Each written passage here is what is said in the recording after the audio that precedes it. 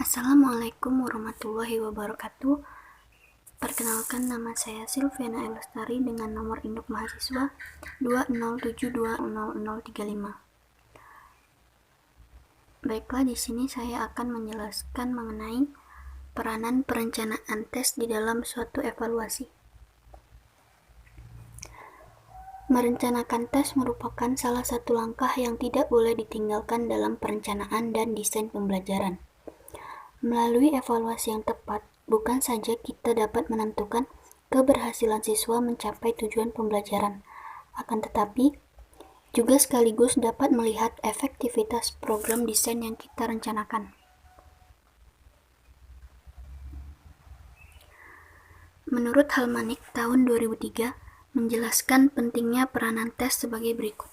Yang pertama yaitu membantu mengukur prestasi belajar siswa.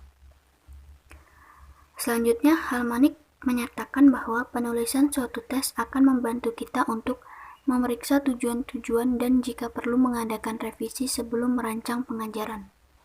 Yang kedua, mengumpulkan informasi yang dibutuhkan. Jadi, berdasarkan perencanaan tes yang telah ada itu, selanjutnya kita dapat bersiap-siap untuk mengumpulkan informasi yang dibutuhkan.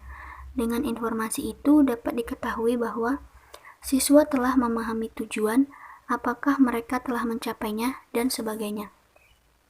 Yang ketiga yaitu memberi waktu yang cukup untuk merancang suatu tes yang baik. Nah, perencanaan tes memberikan waktu yang cukup untuk merancang tes. Untuk menyusun suatu tes yang baik, diperlukan persiapan yang matang yang mungkin akan menyita waktu yang cukup banyak.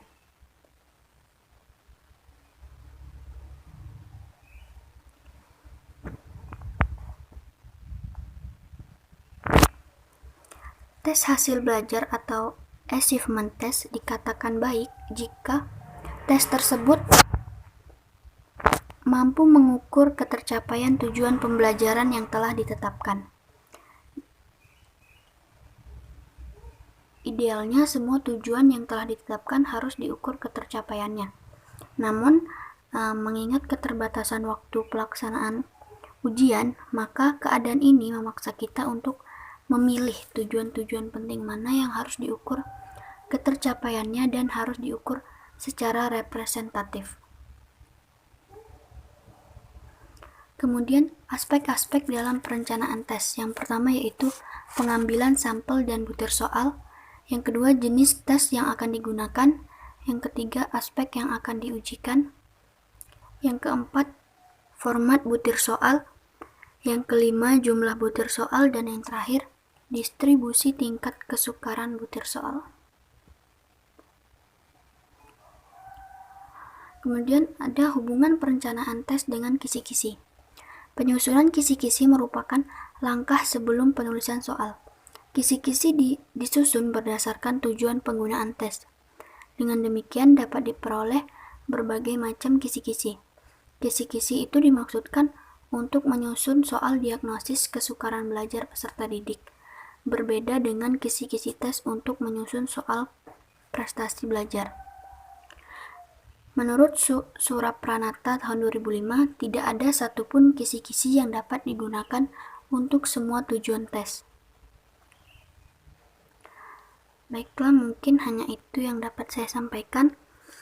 Semoga dapat bermanfaat. Saya akhiri, wassalamualaikum warahmatullahi wabarakatuh.